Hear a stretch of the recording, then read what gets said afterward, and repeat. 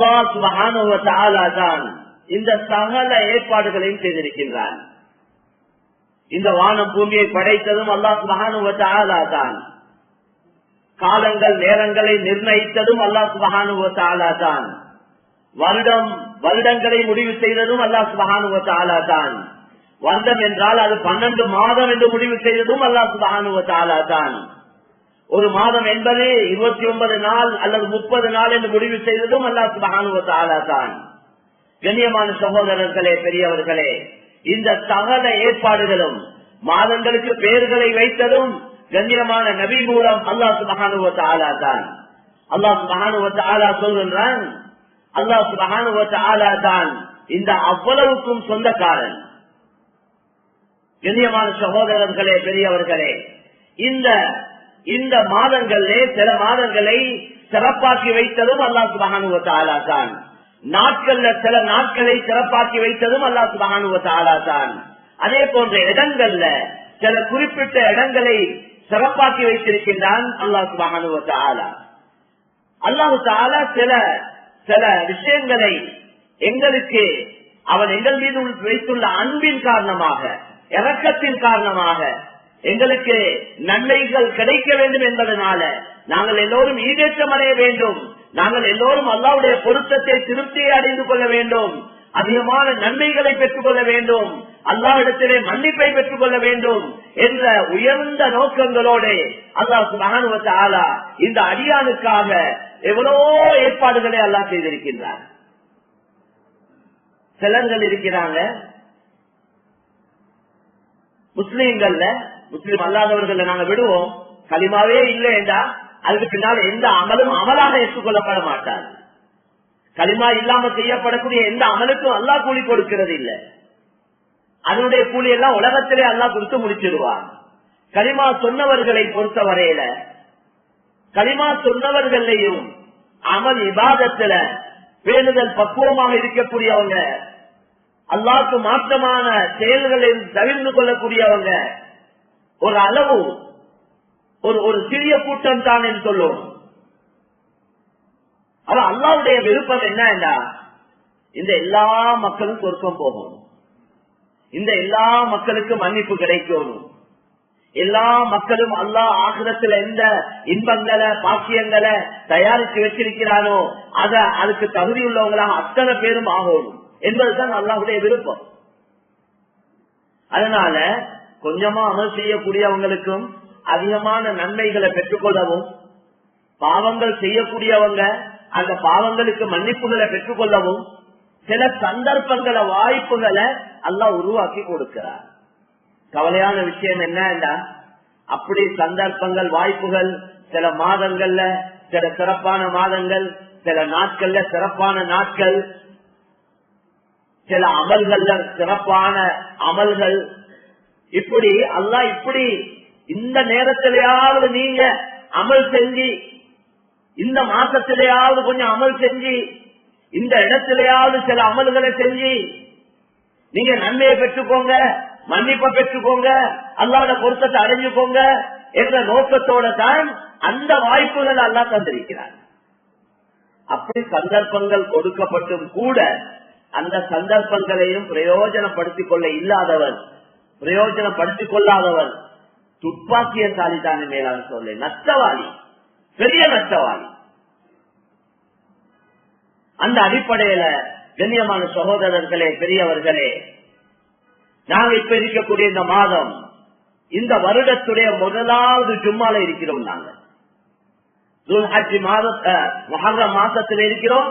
ஹிஜ்ரி 1445 வருடத்தில் இருக்கிறோம். முதலாவது ஜும்மால இருக்கிறோம். இந்த வருடத்துடைய சிறப்பான மாதத்தில் இருக்கிறோம்.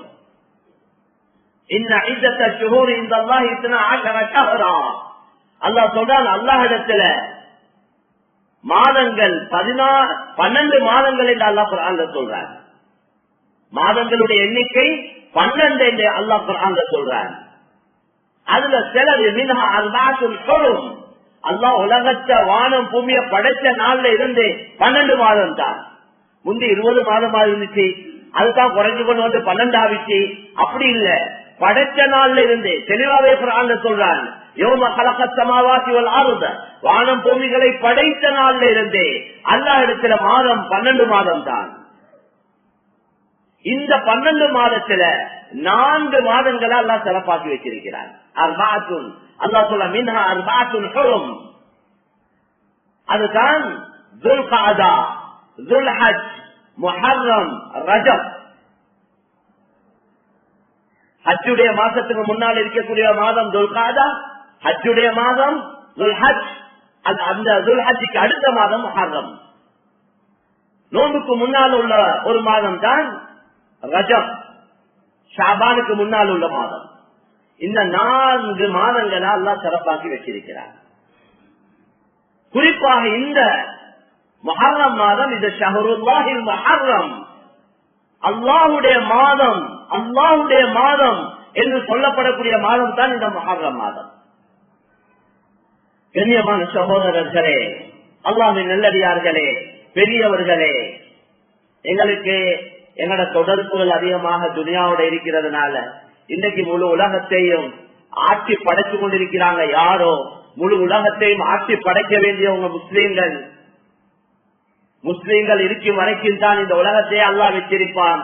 லா தகூமு ஸாஅத்து ஹத்தா லா யுகால ஃபில் அர்தி அல்லாஹு அல்லாஹ், அல்லாஹ் அல்லாஹ் என்று சொல்லக்கூடிய ஒருவர் இருக்கும் வரைக்கும், அல்லாஹ்வை நினைவு கூறக்கூடிய ஒருவர் இந்த உலகத்தில் இருக்கும் வரைக்கும் இந்த உலகத்தை அல்லாஹ் வச்சிருப்பான் என்று அல்லாஹ்வை ஞாபகப்படுத்தக்கூடிய ஒருவர் கூட இல்லையோ, இந்த அவளையும் அடிச்சு நொறுக்கி சுக்கு நூறாக்கிடுவான் அல்லாஹ். அதனால இந்த உலகத்துக்கு நல்லதை எடுத்து சொல்லக்கூடியவங்க வேண்டியவங்க நாங்க. இந்த உலகத்துக்கு, இந்த உலகத்தை வழிகேட்டில இருந்து, பாவத்தில இருந்து, ஹராத்தில இருந்து, அழிவு நாசத்திலிருந்து, அல்லாஹ்வுடைய தண்டனை வேதனையிலிருந்து பாதுகாக்க வேண்டியவங்க முஸ்லீம்கள். ஆனால் முஸ்லீம்களுடைய ஆரம்பத்தில் முஸ்லீம்களுடைய கவனம் முழுக்க முழுக்க அல்லாஹ்வின் பக்கம் இருந்தது. கண்ணியமான நபி ஸல்லல்லாஹு அலைஹி வஸல்லம் உழைப்பின் பெயர்ல 1,24,000 கிட்டத்தட்ட சஹாபாக்களை 23 வருட காலத்துக்குள்ள கண்ணியமான நபி ஸல்லல்லாஹு அலைஹி வஸல்லம் உருவாக்கினார்கள். அவர்களை போன்ற ஒரு சமுதாயம் வந்ததும் இல்லை, வரப்போவதும் இல்லை என்று சொல்லக்கூடிய அளவுக்கு ஆக தாழ்ந்த மட்டத்தில் இருந்த, தன்னால கிடைத்த பெண் பிள்ளைய, அந்த பிள்ளை கொஞ்சம் வளர்ந்ததுக்கு பின்னால அந்த பொம்பளை பிள்ளைய கைக்கிட்டால பிடிச்சு கொண்டு போய் அந்த பிள்ளைய நிறுத்தி, அந்த பிள்ளைக்கு முன்னாலே குழிய தோண்டி அந்த பிள்ளைய குழிக்குள்ள இறக்கி உயிரோட மண்ணை கூட்டின சமுதாயம். அல்லாஹ் குர்ஆன்ல வஇதல் மௌஊதத்து சுஇலத் பிஅய்யி தம்பின் குதிலத், கியாமத்தில் அல்லாஹ் சொல்றான், கேட்கப்படும் பெண் குழந்தை மௌஊதா, பெண் குழந்தை ஏன் உயிருடனே கொலை செய்யப்பட்டது, எந்த குற்றத்துக்காக, பிஅய்யி தம்பின் குதிலத், எந்த குற்றத்துக்காக, எந்த பாவத்துக்காக அந்த பெண் குழந்தை அப்படி செய்யப்பட்டது என்று கேட்கப்படும் என்று அல்லாஹ் குர்ஆன்ல சொல்றார். எனவே கண்ணியமான சகோதரர்களே, அப்படியா கொண்ட ஒரு சமுதாயம் கரடு முரடான உள்ளங்கள் தான். ஆனால் அல்லாஹ் அவர்களை தான் தெரிவு செய்தான். நபியுடைய தோழமைக்கு தகுதியானவர்கள்.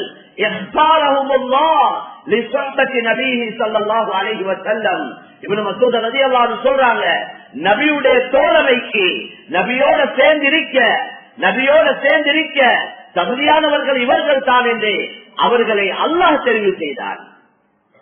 கண்ணியமான நபி அவர்கள் 23 வருடங்கள் முயற்சி செய்தாங்க.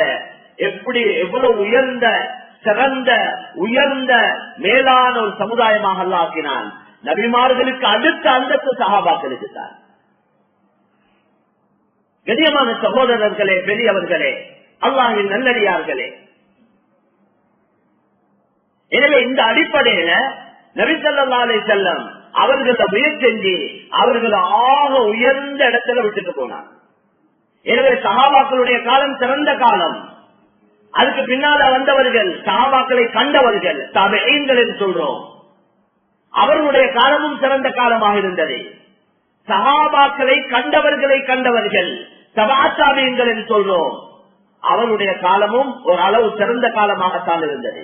அதுக்கு பின்னால தான் பொய் பரவும் என்று நபி ஸல்லல்லாஹு அலைஹி வஸல்லம் சொன்னார்.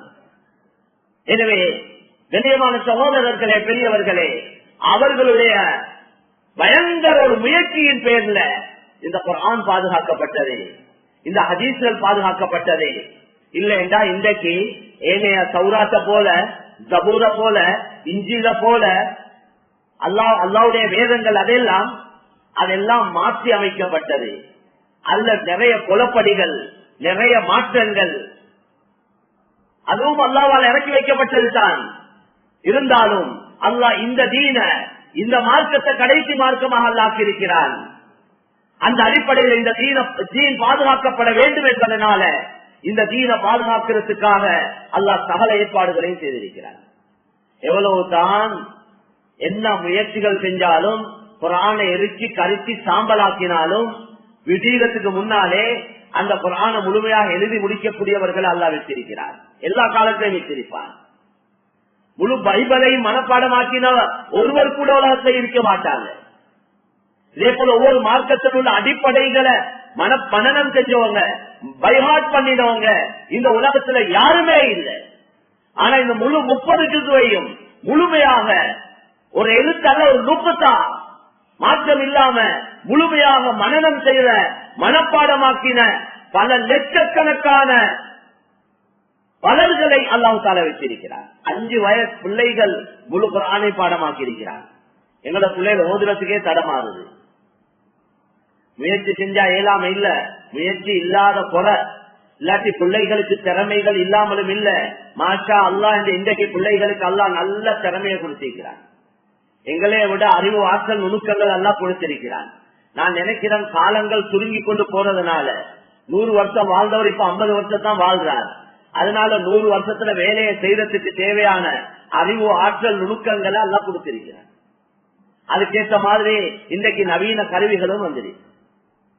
எனவே மேலான சோதனை, இந்த திறமையான பிள்ளைகளை சரியான முறையில நாங்க வழி நடத்தினோம் என்றா, இந்த பிள்ளைகளை நாங்க சரியான முறையில பாதுகாத்து தர்பியத் செய்து சரியான முறையில வழி நடத்தினோம் என்றா ஏழாவது ஒன்று இல்ல, ஏழும். இன்றைக்கும் 5-6 வயசுல முழு குர்ஆனை பாடமாக்கின பிள்ளைகள் எங்கட நாட்டில் இருக்கிறாங்க. எங்கட நாட்டில் இருக்கிறாங்க.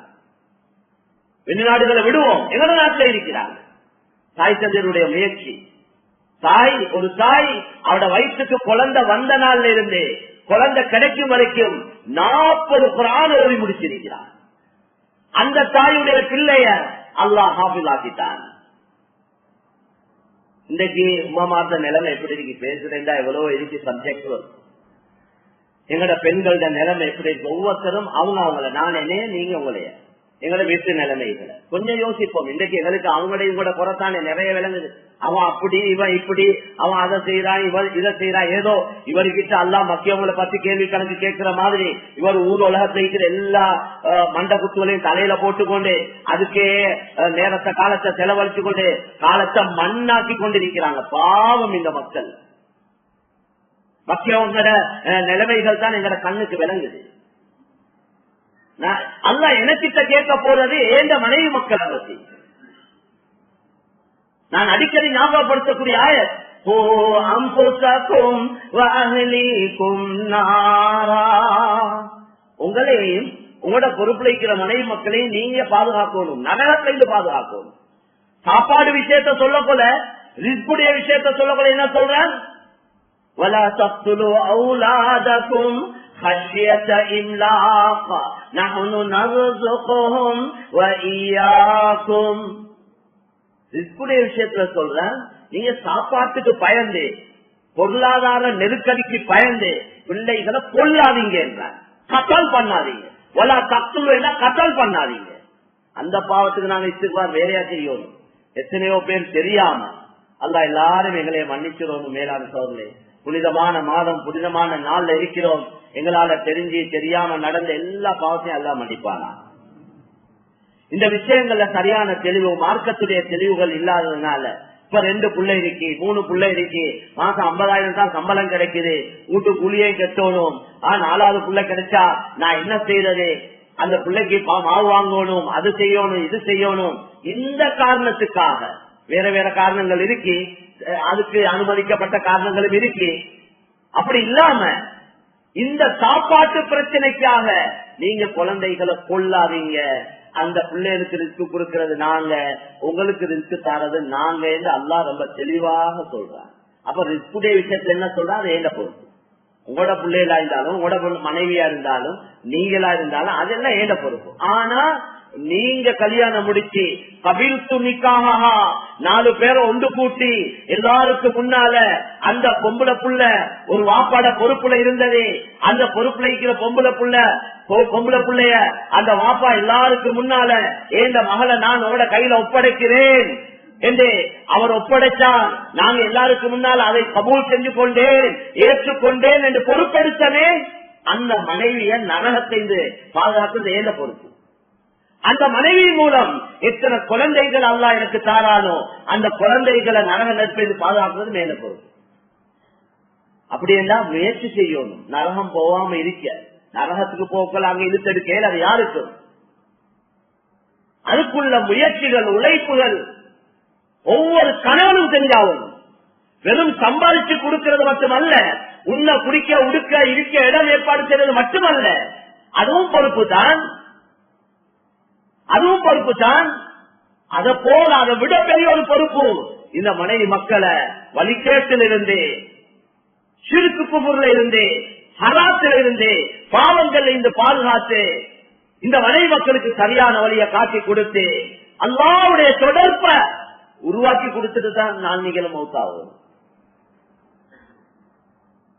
நான் இந்த மனைவி மக்களுக்கு மார்க்கத்தை கொடுக்காம, அல்லாஹ் ரசூலை அறிமுகப்படுத்தாம, அல்லாஹ்வோட தொடர்பை உருவாக்காம, ஹலால் ஹராம சொல்லி கொடுக்காம, சரியான வழியில இந்த மனைவி மக்களை வழி நடத்தாம, வெறும் கல்வியை மட்டும் சம்பாதிச்சு கோடி கணக்கு காணி பூமிகள் எல்லாம் வாங்கி போட்டுட்டு போனா அல்லாஹ் கிட்ட குற்றவாளியாக நிறுத்தப்படுவோம்.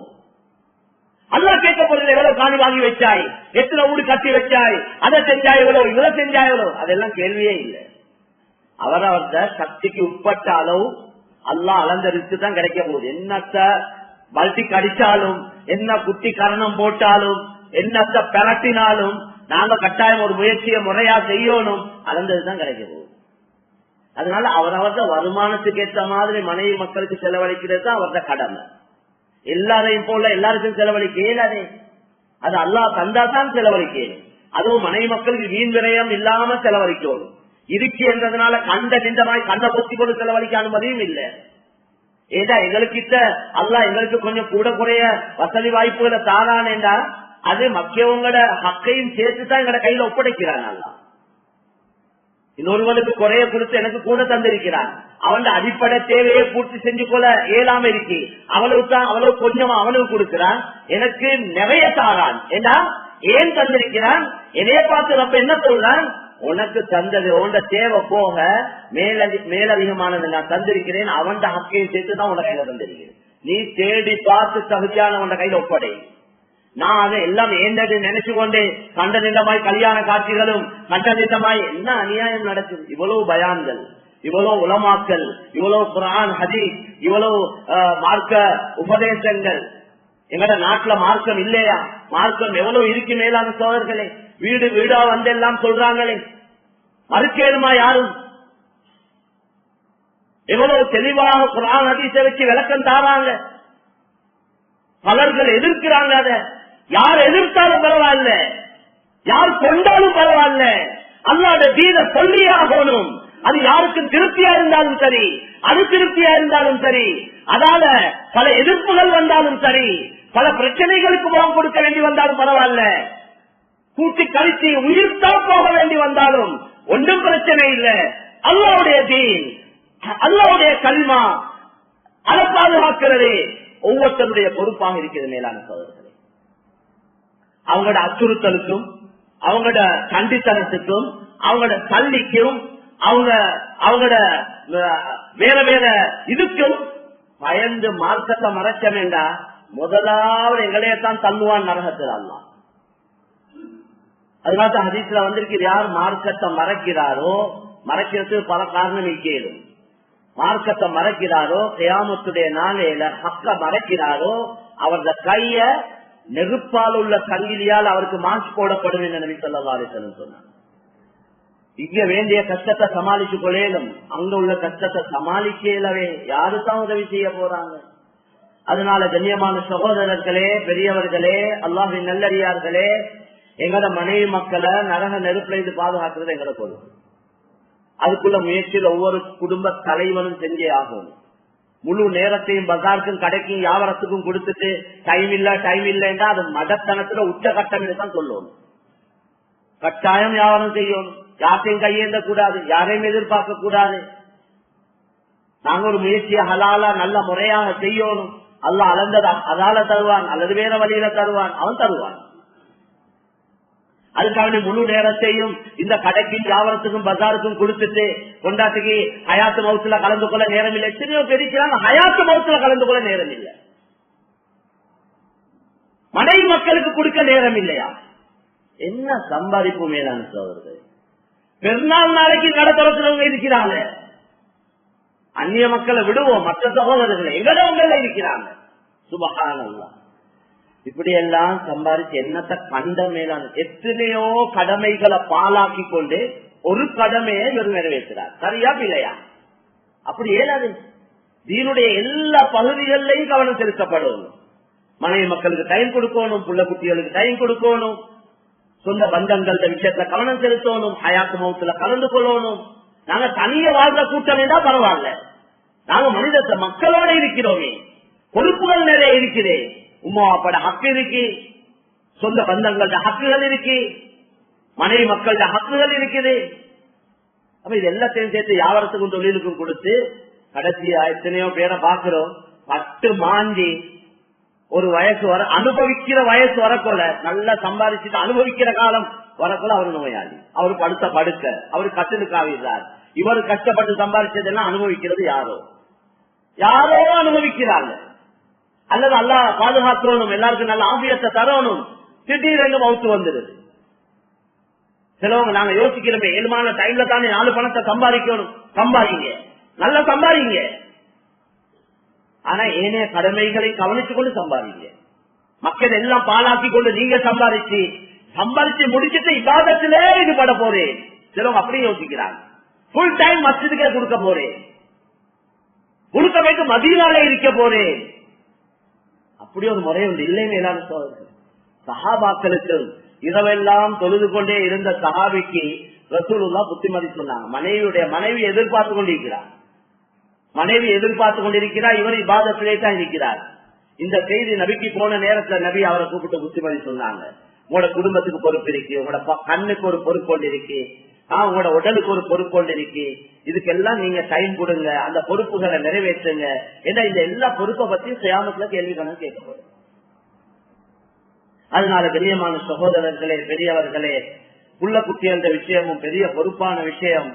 நான் சொல்ல வந்த விஷயம் என்ன, நேரம் காலம் என்றா இது முஹர்ரம் மாதத்தில் இருக்கிறோம். இந்த மாதம் இது வருஷம் முடிஞ்சு அடுத்த 44 முடிஞ்சு 1444 முடிஞ்சு 45 போறது. இந்த முதலாவது ஜும்மாவுடையாவது எங்கட வாழ்க்கையில மாற்றங்கள் வரணும். நாங்க நீங்களும் அல்லாட்ட அழுது மண்டாடணும். மேலான சோதரர்களே, அல்லா கிட்ட அழுது மண்டாடி கேட்டா எனக்கும் தேவை இருந்தா அல்லா தருவான். அவன் இறக்கம் உள்ளவன், அவன் தர தயாராயிருக்கிறான். அவனுக்கு ஓனும் எல்லா அடியார்களும் நல்ல அடியார்கள் ஆகிறோம், எல்லோருக்கும் உதவி செய்யணும், எல்லோரும் அவனுடைய பாக்கியங்கள் அனுபவிக்கணும், துனியாவில் உள்ள பாக்கியங்களையும் அனுபவிக்கணும், ஆகிரத்துடைய எல்லா பாக்கியங்களையும் அனுபவிக்கணும். அதுதான் அவன் விருப்பம், அதுக்குத்தான் சந்தர்ப்பம் சாரான். அந்த அடிப்படையில கண்ணியமான சோழலை இந்த மாதத்தில் இருக்கிறோம். இது இந்த ரசூலுல்லாஹ் மதீனாக்கு போன நேரத்துல யஹூதிகள் நோம்பு பிடிச்சாங்க.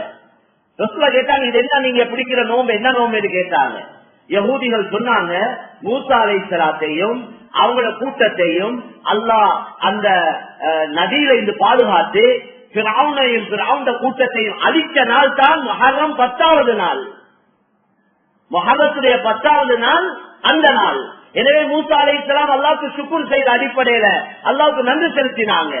அந்த அடிப்படையில தான் நாங்க நோன்பு பிடிக்கிறோம் என்று சொன்ன நேரத்துல நபி சொன்னாங்க, உங்களை விட தகுதியானவங்க நாங்க. அப்படியேதான் மூசா அலைஹிஸ்ஸலாத்துக்கு உங்களை விட நெருக்கமானவங்க நாங்க. அதனால ரசூலுல்லாஹ் அண்டையில இருந்து ரசூலுல்லாஹ் நோன்பு பிடிச்சாங்க. 10ஆம் அண்டை, அதாவது வரக்கூடிய சனிக்கிழமை தான் 10ஆம் அண்டை. அதோட மௌத்தாவரத்துக்கு அந்த மௌத்தான வருடம் சொன்னாங்க, அடுத்த வருஷம் நான் ஹயாத்தோட இருந்தா 9வது நோன்பையும் பிடிப்பேன், 9ஐயும் பிடிப்பேன் என்று சொன்னாங்க. அந்த அடிப்படையில தான் 10 பிடிக்கிறது, நபி 10 தான் பிடிச்சாங்க. நபி அப்படி ஒரு கருத்து சொன்னதுனால நாங்க வரக்கூடிய வெள்ளிக்கிழமையும் சனிக்கிழமையும், வெள்ளிக்கிழமை 9, சனிக்கிழமை 10 ஒன்று குறைஞ்சு போவாது. மாஷால்லா நாங்க எல்லாம் நோம்பு பிடிக்கிற ஆட்கள், நோம்பு பிடிச்சி பழக்கம் உள்ளவங்க. இன்னொரு தியாகம் மேலான கண்ணியமான சொல்ல ரசூலுல்லாஹ் சொன்னாங்க, இந்த நோம்ப பிடிச்சா வரக்கூடிய வர்க்கத்துடைய முழு பாவத்தையும் அல்லாஹ் மன்னிச்சிருவான். சின்ன பாவங்கள் எல்லா பாவங்களையும் அல்லாஹ் மன்னிப்பான். அப்படி ஒரு பெரிய பாக்கியத்தை அல்லாஹ் தர போறார். அதனால இன்ஷா அல்லாஹ் நாங்க எல்லாரும் ஒரு நீயத்தை உறுதியா வச்சுக்கொள்வோம். இந்த ஜும்மாக்கு வந்தோம், ஏதோ சில விஷயங்களை கேட்டோம், ஒரு நல்ல விஷயத்தை அமல் செய்யணும் என்ற நீயத்தோட நாங்க போமா இருந்தா அது எங்களுக்கு இந்த ஜும்மா எங்களுக்கு பிரயோஜனமாக அமையும். எனவே கண்ணியமான சகோதரர்களே, பெரியவர்களே, அந்த அடிப்படையில இந்த மாதம் சிறப்பான மாதம். இந்த குறிப்பான 4 மாதங்கள்லயும் பாவங்கள்ல ஏனைய காலங்களை விட பாவத்திலையும் எங்களைய பாதுகாத்துக் கொள்ளணும். ஹராமான செயல்கள், ஹராமான தொடர்புகள், அதை எப்பயும் பாதுகாத்துக் கொள்ள வேண்டிய விஷயம். இந்த யார் அல்லாஹ்வுடைய ஷாயிர், அல்லாஹ்வுடைய அடையாளங்கள், அல்லாஹ்வுடைய இந்த தீனுடைய விஷயங்களை கண்ணியப்படுத்துறாங்களோ அது அவங்களோட உள்ளத்தில் இருக்கிற தக்வாவின் காரணமாகத்தான் அவங்க இதை கண்ணியப்படுத்துறாங்க என்று அல்லாஹ் சொல்றாங்க. அதனால எங்களோட உள்ளத்துல தக்குவா இருக்கிறதுக்கு அடையாளம் நாங்க இந்த மாதங்களை கண்ணியப்படுத்தணும். இந்த மாதங்கள்ல நாங்க சொல்லப்பட்ட அமல்களை நாங்க எடுத்து நடக்கணும். அதுக்குள்ள முயற்சிகள்ல நாங்க எல்லாரும் ஈடுபடுவோம். கண்ணியமான சகோதரர்களே, அல்லாஹ் எங்களுக்கு எங்களோட நாட்டுல பல சோதனைகளுக்கு முகம் கொடுத்துட்டு இப்போ ஒரு நிலைமையில இருந்து கொண்டிருக்கிறோம். இந்த நிலைமையில நாங்க கொஞ்சம் நடந்த நிலைமைகளை மறந்துடக்கூடாது. சில காலங்கள்ல சோதனைகள் வருவது, அந்த காலத்துல மட்டும் துவா, அழுக, தொழுக, பக்தியோடு இருந்து சரி வராது. அல்லாஹ் அப்படி நிலைமைகளை உருவாக்குறதே எங்களோட வாழ்க்கையை மாற்றிக் கொடுத்துட்டாங்க. அதனால நீங்க யோசிங்க, போன வருஷம் எத்தனை பேர் இந்த ஜும்மாக்கு வந்திருக்கிறவங்க, இன்னைக்கு உள்ளவங்க நாங்க யோசிப்போம், எத்தனை பேர் தொழுக நாங்க விட்டிருப்போம். 5 நேர தொழுகையில எவ்வளவு எங்களுக்கு தவறு இருக்கும், இமாம் ஜமாத் எவ்வளவு தவறு இருக்கும், எவ்வளவு எங்களால் ஹராமான பாவமான வேலைகள் நடந்திருக்கும். இந்த வருஷம் நடக்க கூடாது என்ற ஒரு உறுதி கொள்ளுங்க. அல்லாஹ்விடத்துல மன்னிப்பு கேட்போம்.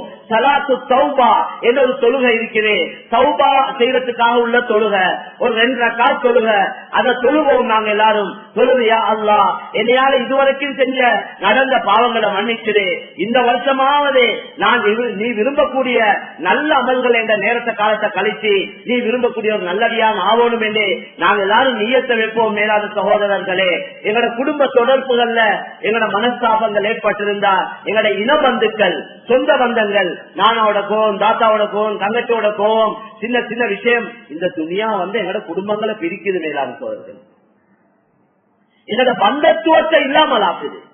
ஒரு காணி பிரச்சனை, ஒரு வீட்டு பிரச்சனை, ஏதாவது ஒரு கல்வி பிரச்சனை, வாப்பா மௌத்தாவினால் சொத்த பங்கு போட வேண்டிய பிரச்சனை, இப்படி எத்தனையோ பிரச்சனைகளால எத்தனையோ குடும்பங்கள் துண்டு துண்டாவே. துனியா இடையில வந்தது. நாங்க பிள்ளைகள் உம்மா அப்பா பெற்றெடுக்கப்பட்ட ஒரே தாயுடைய வயசிலிருந்து வந்தவர்கள். இந்த இடையில வந்த துனியா எங்களை பிரிக்குது என்ற கவலையான விஷயம். அதனால தாராளமா மன்னிப்போம். மேலான சோதனை மன்னிக்கிறதுனால குறைஞ்சு போவாது, பணிஞ்சு போறதுனால உயர்ந்து கொண்டே போவோம். விட்டு கொடுப்போம். அநியாயம் செஞ்சவனையும் மன்னிப்போம். எவ்வளவோ அநியாயம் செய்யறாங்க, எவ்வளவோ மாற்றமான கருத்துக்களை சொல்றாங்க, என்னென்னமோ நடக்குது. கஷ்டம் தான், மனசுக்கு சரியான பாரம் தான், இல்லைன்னு இல்ல. ஒவ்வொருத்தருக்கு நிலைமைகள் உருவானத்தான் விளங்கும். ஆறுதல் சொல்லிக்கொண்டு போயிடும். ஆனா நிலைமைகள் ஒவ்வொருத்தருக்கு வந்தாதான் அதனுடைய பாரம் தெரியும் என்றது எல்லாருக்கும் தெரிஞ்ச விஷயம். அதனால கண்ணியமான சகோதரர்களே, சோதனை உடல் சோதனையை விட கஷ்டமானதுதான் மனசு சோதனை. உள்ளத்தால சம்பந்தப்பட்ட சோதனைக்கு உடலால வெற்றி அறிஞ்சு போட்டாலும் அதை ஏதோ ஒரு அமைப்புல ஹயாத்தல்லா நாடு இருந்தா என்னத்தையாவது தட்டி கிச்சி வெட்டி கொத்தி வேற உறுப்புகள் என்னத்தாரி போட்டு கீட்டு என்னத்தையாவது செஞ்சு கொள்ளு. ஆனா இந்த உள்ளத்துக்கு வரக்கூடிய பாதிப்பு இருக்குதே, அதுதான் கஷ்டமானது. சொல்லுவாங்களே, கண்ணாடிய ஒட்டிட்டு ஒட்டிட்டு ஒட்டினா எப்படி இருக்கும், அது மாதிரி தான் இருக்கும். அதனால தர்பியத்தும் அதுலதான் இருக்கு. எந்த அளவு அல்லாஹ் தஆலா எங்களுக்கு வாழ்க்கையில உள்ளத்தோட சம்பந்தப்பட்ட சோதனைகள் எந்த அளவு ஒருத்தருக்கு வருதோ அதுக்கேற்ற மாதிரி அவருடைய தரஜாக்கள் அந்தஸ்துகள் உயர்ந்து கொண்டே போகும்.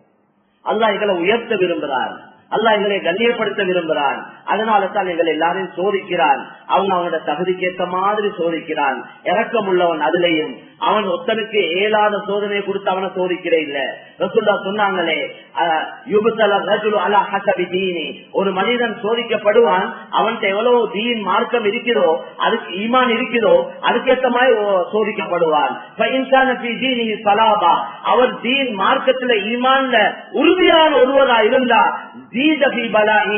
அவருக்கு அதிகமான சோதனைகள் வரும், அவருக்கு சோதனைகள் அதிகரிக்கப்படும். அவர் ஈமான் பலகீனமானவராக இருந்தா, மார்க்கத்துல கொஞ்சம் வீக்கான உத்தராக இருந்தா, அவருக்கு சோதனை லேசாக்கப்படும். மார்க்கத்துல பலகீனமானவர், ஈமான்ல பலகீனமானவர் கொஞ்சம் கூட அல்லாஹ் பெருசா சோதிச்சா அவரு ஈமான் இல்லாம போயிட்டுருவார். அதனால அவருக்கு ஏற்ற மாதிரி தான் அவரை சோதிப்பார். அந்த அடிப்படையில கண்ணியமான சகோதரர்களே, விட்டு கொடுப்போம், மன்னிப்போம், அல்லாவுக்காக எங்களைய தாழ்த்திக் கொள்வோம், அல்லாவுக்காக நாங்க குடும்பங்களை சொந்த பந்தங்களை சேர்த்து நடப்போம். அதை கொண்டு அல்லாஹ் எங்களோட ரிஸ்க்ல வரக்கத்தை வச்சிருக்கிறார். நீண்ட ஆயுள் கிடைக்கவும், அதிகமான ரிஸ்க்ல அபிவிருத்தி கிடைக்கவும் குறிப்பா சொன்ன ஒன்று தான் நபி பல் யஸில் ரஹிமா, குடும்பத்தை சேர்த்து நடக்கிறார். எனவே அந்த அடிப்படையில அல்லாஹ் சுப்ஹானஹு வ தஆலா எங்கள் அனைவருடைய குற்றம் குறைகளை மன்னித்தருள்வானாக. யா அல்லாஹ் எங்களோட சீதேவியான தாய் தந்தருடைய பாவங்களை மன்னிப்பாயாக. எங்களோட மனைவி மக்கள் சொந்த பந்தங்கள்ல யாரெல்லாம் குடும்பத்துல மௌத்தானார்களோ எல்லோருடைய பாவங்களை மன்னித்து எல்லோருக்கும் கிருபை செய்வாயாக. அவர்களுக்கு அவருடைய துணியான வாழ்க்கையை விட ஆசிரத்துடைய வாழ்க்கையை சிறப்பாக்கி வைப்பாயாக. யா அல்லாஹ் எங்களோட ஒவ்வொருத்தர வாழ்க்கையில் உள்ள கஷ்டங்கள், கவலைகள், நெருக்கடிகள், நோய் துன்பங்களை லேசாக்கி வையா அல்லாஹ். எங்களால தாங்க இயலாத சோதனைகளை தந்துடாதையா அல்லாஹ். ஒவ்வொருத்தர ரிஸ்களையும் பறக்கச் செய்யா அல்லாஹ். ஒவ்வொருத்தருடைய ஹலாலான ஹாஜத்துகளை நிறைவேற்றி வையா அல்லாஹ். எங்கள் எல்லோருக்கும் ஒரு நல்ல மௌத்த தந்திரியா அல்லாஹ். நீ எங்களை கொண்டு திருப்தி அடைந்த நிலைமையில உன்னை சந்திக்கக்கூடிய பாக்கியத்தை தந்திரியா அல்லாஹ். இந்த சிறப்பான இந்த வருடத்துடைய ஆரம்ப நாட்கள்ல இருக்கிறோம் யா அல்லாஹ். இந்த வருடத்தை நீ விரும்பக்கூடிய மாதிரி கலிக்கைகள் எல்லோருக்கும் தௌஃபீக் செய்வாயா. இந்த வருடத்துல வர இருக்கிற எல்லா சோதனைகள், பயங்கரமான நோய் துன்பங்கள்